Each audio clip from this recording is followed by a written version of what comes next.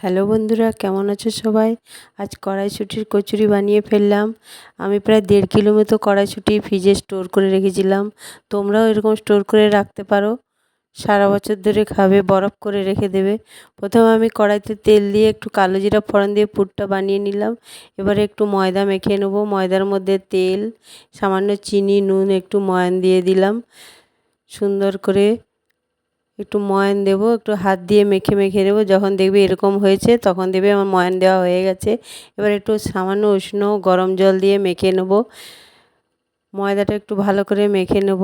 Tips, তোমরাও মটরশুঁটি store করে রাখতে পারো। পুরটাও হয়ে গেছে, ময়দাটাও মাখানো হয়ে গেছে। এবারে পুর ভরে দেবো, দিয়ে এই যে একটা একটা করে লেচি বানিয়ে ফেলবো।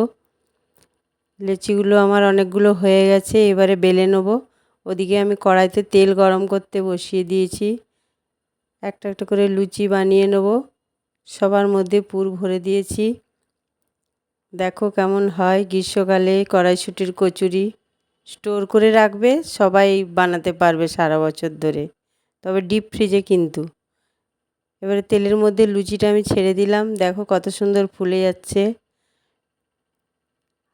আমার রান্নাটা। লুচিগুলো, কড়াইশুঁটির কচুরি ভালো লাগলে একটি লাইক কমেন্ট করবেন, একটু সাবস্ক্রাইব করে দেবেন। সবাইকে অনেক অনেক শুভেচ্ছা ও ধন্যবাদ জানালাম। কেমন হয়েছে কড়াইশুঁটির কচুরি একটু কমেন্ট করে জানাবে।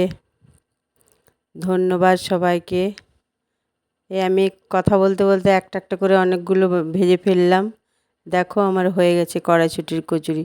সবাইকে অনেক ধন্যবাদ। ভালো থেকো সবাই।